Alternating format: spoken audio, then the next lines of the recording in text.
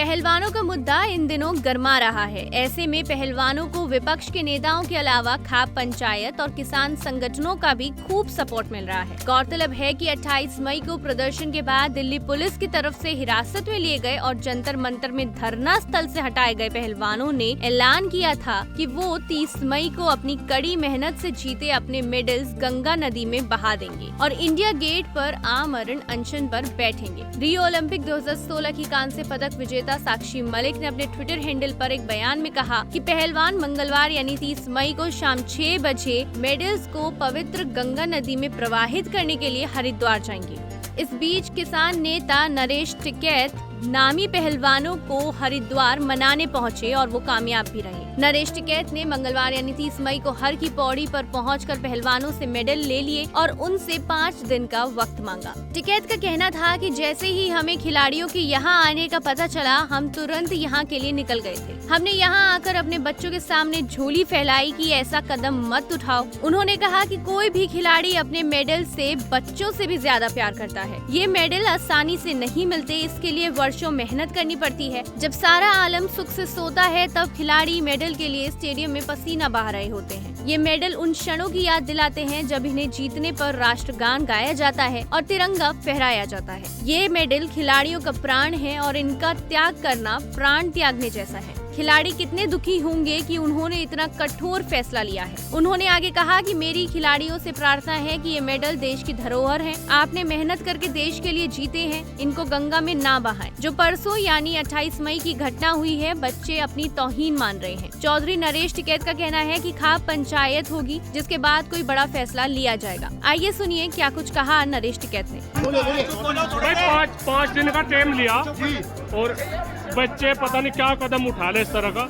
यहाँ तो यहाँ आपाती बैठक होकर हमें 2 ही घंटे में पता लगा, तो हम बड़े जल्दी में यहाँ से आए।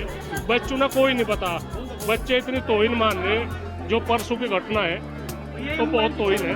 इसमें इधर बातचीत होगी, इधर मीटिंग होगी, रात को क्या होगी बातचीत, क्या देखो सबकी सुधा। आज तो हमने बच्चे भाई इतनी भीड़ में क्या बात, हमने तो बच्चे यहाँ से उठाए भाई। पहलवानों द्वारा मेडल बहाने पर कांग्रेस नेता और हरियाणा से राज्यसभा सांसद दीपेंद्र सिंह हुड्डा ने पहलवानों से अपने पदक हरिद्वार में गंगा नदी में नहीं प्रवाहित करने की अपील की थी।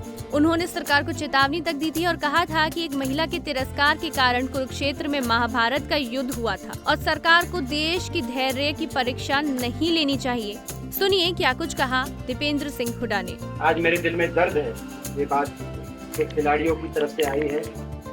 मैं अपील करना चाहता हूँ हमारे देश के खिलाड़ियों से, हमारी बेटियों से, कि वो इस पर पूर्ण विचार करें। ये मेडल किसी की मेहरबानी से उनको नहीं मिले। कोई सांसद ब्रिजभूषण भाजपा, उनके अखाड़ों की मिट्टी की सुगंध है, उनके पसीने की खुशबू है, उनके परिवार का त्याग की तस्वीर ये मेडल्स हैं। ये देश के गौरव ये मेडल्स हैं। ये हमारी देश की बेटियां, हमारे खिलाड़ी इस पर पूर्ण विचार करें। आज हमारी बेटियों के हम साथ हैं। हम जब तक उनको न्याय नहीं मिलेगा, हम उनका साथ देंगे। हम इस लड़ाई में पूरा देश उनका साथ देगा।